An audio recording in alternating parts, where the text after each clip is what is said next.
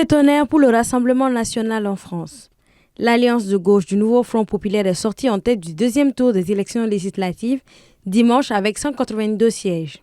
La majorité présidentielle s'est classée au deuxième rang avec 168 sièges et le Rassemblement national en troisième rang avec 143 sièges.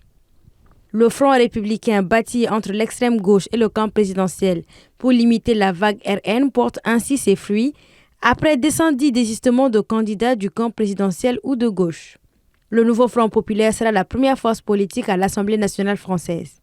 À l'annonce du score inattendu de la gauche, des milliers de ses partisans ont afflué sur la place de la République à Paris, un de ces lieux emblématiques de rassemblement. Notre peuple a voté en conscience. Je salue l'effort et la mobilisation des milliers de femmes et d'hommes qui se sont dévoués sans compter pour parvenir au résultat qui est acquis ce soir. Notre peuple a clairement écarté la solution du pire pour lui. Ce soir, le Rassemblement national est loin d'avoir la majorité absolue que les commentateurs lui prédisaient il y a une semaine à peine.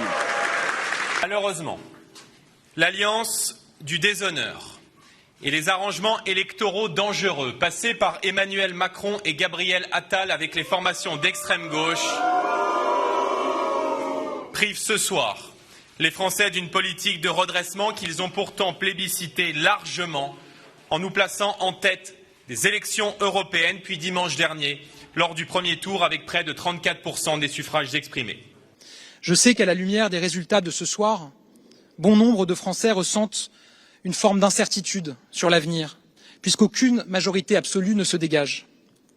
Notre pays connaît une situation politique sans précédent et se prépare à accueillir le monde dans quelques semaines. Après la victoire de l'Alliance de gauche, le Premier ministre Gabriel Attal a présenté sa démission aujourd'hui au président Emmanuel Macron, qui l'a refusé en lui demandant de rester Premier ministre pour le moment afin d'assurer la stabilité du pays.